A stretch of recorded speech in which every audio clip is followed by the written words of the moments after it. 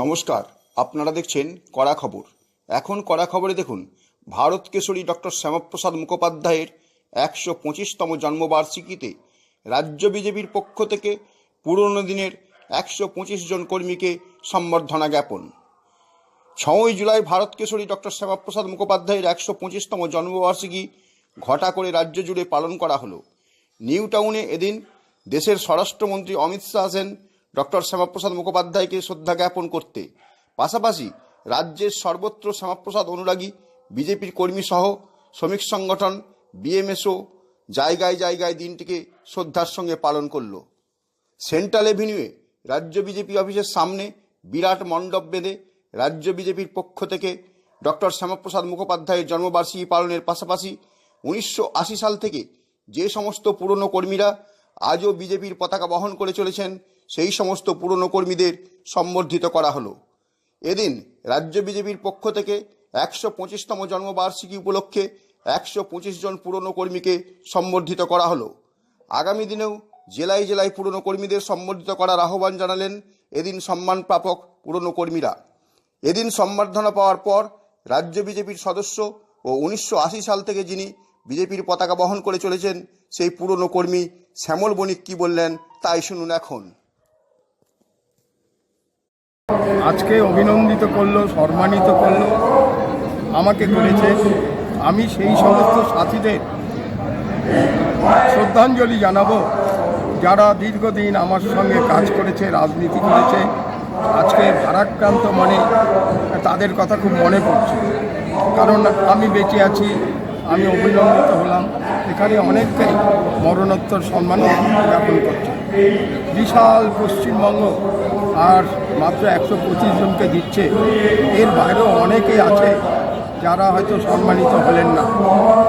আমার প্রস্তাব থাকবে বিজেপির নেতৃত্বের কাছে, জেলায় জেলায় যারা ১৯৮০ সাল থেকে বিজেপি করছে, আর এখানে যেমন সনটা করেছে ১৯৯২-এর আগে যারা, তেমনি জেলায় জেলায় যদি একটা করে এরকম অনুষ্ঠান করা যায় তাহলে অনেক বয়োবৃদ্ধ আছে, জেলার নেতারা, জেলার পুরনো নেতারা তাদের নাম নথিভুক্ত করে আর যদি এটা করতে পারে তাহলে মনে হয় যে ষোলকলাপূর্ণ হবে, অর্থাৎ স্তরের বিজেপির কার্যকর্তাদের সম্মানিত করা হবে। শ্যামলদা, যেহেতু আজকে ডক্টর শ্যামাপ্রসাদ মুখার্জির ১২৫তম জন্মদিন, সেহেতু ১২৫ জনকে সম্বর্ধনার ব্যবস্থা করা হয়েছে।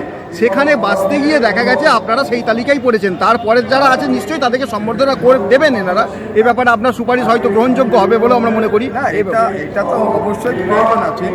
দেখুন, আজকে যদি বলা হতো যে ৮-এর দশকের কার্যকর্তাদের দেওয়া হবে তাহলে সংখ্যা খুবই কম হতো, কারণ অনেকেই হচ্ছে প্রয়াত, অনেকেই আজকে পৃথিবীর বুকে নেই।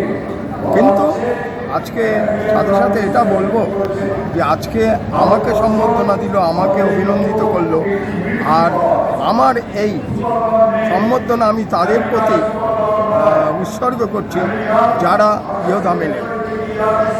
আমার আনন্দের কিছু নেই, আমার হচ্ছে বরঞ্চ নিরানন্দ লাগছে, কারণ অনেককে যারা সাথী ছিল, একসঙ্গে হচ্ছে রাজনীতি করেছি, আন্দোলন করেছি, একসঙ্গে জেলে গেছি, একসঙ্গে লকআপে ছিলাম, তাদের অনেকে আজকে নেই, তারা হারিয়ে গেছে, চিরদিনের জন্য হারিয়ে গেছে। আমি তাদের হচ্ছে শ্রদ্ধাঞ্জলি এবং প্রণাম। শিক্ষা জীবনে আরএসএস, তারপরে জনসংঘের পর পশ্চিমবঙ্গে যেদিন ভারতীয় জনতা পার্টির জন্ম হলো সেদিন থেকেই জনতা পার্টির পতাকা বহন করে চলেছেন। এখনও দীর্ঘদিন আপনি আশা করি এই পতাকা বহন করে চলবেন, এই ব্যাপারে কি বলবেন? না, ভারতীয় জনতা পার্টি ১৯৮০ সালে ৬ই এপ্রিল দিল্লিতে যখন যাত্রা শুরু করে, ওই সম্মেলনে আমি ছিলাম। ১৯৭৫ সালে জরুরি অবস্থাকালীন আমি হচ্ছে জনসংঘের কাজে নিজেকে যুক্ত রেখেছিলাম। ১৯৭৭ সালে যখন জনসংঘ আর হচ্ছে জনতা পার্টিতে মিশে গেল, আর সেই সময়ও জনতা পার্টির দায়িত্ব আমার উপর বর্তে ছিল। আর আমি হচ্ছে সংঘের একজন স্বয়ংসেবক। সংঘ হচ্ছে কারিগর গড়বার একটা কারখানা, সৎ চরিত্রবান, নিষ্ঠাবান, ঢেউনিষ্ঠা যাদের মধ্যে হচ্ছে বকিত করে এমন একটি সংগঠনের থেকে আমি আজকে গর্ব অনুভব করছি যে সারা বাংলায় অনেক মানুষ আমাকে চেনে।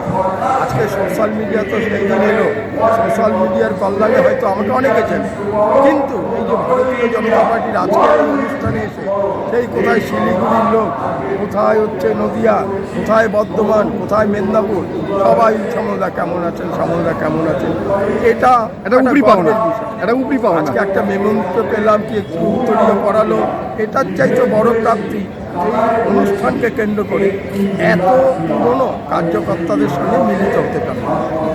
আর আজকে যারা এর আয়োজক তাদের কি জানাবেন? তাদের ধন্যবাদ, তাদের অভিনন্দন, এবং তাদের কাছে প্রস্তাব থাকবে জেলায় জেলায় এরকম প্রোগ্রাম হোক, যাতে জেলা স্তরে সমস্ত কার্যকর্তারা সম্মানিত হয়। পুরনো দিনের কর্মী হিসেবে সম্বর্ধিত হলেন বিজেপির কর্মী কর্নেল সব্যসাচী বাগচি। সম্বর্ধিত হওয়ার পর কড়া খবরকে দেওয়া সাক্ষাৎকারে তিনি কি বললেন তাই শুনুন এখন।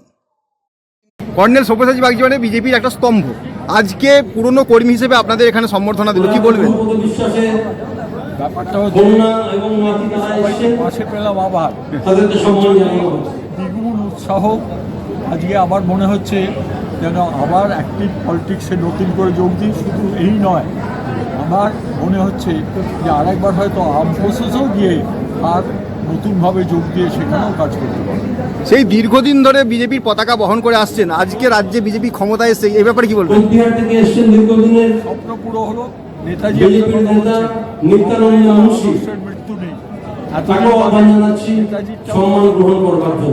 হাড়ে হাড়ে বুঝতে পেলাম যে আদর্শ গ্রামে চলেছি বিজেপির আমরা, এবং আমরা স্বপ্ন দেখেছি ভারতবর্ষে, সেটা সভাপতি সেইটা যার দেখানো পথে বিজেপির পতাকা কাঁধে নিয়ে চলেছিলেন, আজকে তারই 125তম জন্মদিনে আপনাদের সম্বর্ধনা দিলেন, এই ব্যাপারে কি বলবেন? তারই দেখানো পথে চলছিলেন, আজকে তার 125তম জন্মদিনে আপনাদের শ্রদ্ধা জানানো, কি বলবেন? তিনি ভারত কেশরী, তিনি বাংলার সুসন্তান। তিনি চিরকাল একটা জায়গায় বলেছিলেন, অন্যায়ের সঙ্গে কোনোদিন কোনো আপোষ করবে না, প্রতিবাদ করো, প্রতিকার করো, এবং দরকার হইলে প্রতিশোধ নাও। কারণ দেশটাকে গড়তে গেলে আর দুরাত্মাকে যতক্ষণ না বিনাশ করছে, ততদিন দেশটাকে ঠিক করে সাধু মানুষদের জন্য, ভালো মানুষদের জন্য গড়া যায় না। নতুন সরকারের কাছে প্রত্যাশা কি? নতুন সরকারের কাছে প্রত্যাশা কি? নতুন আসতে পারেন যে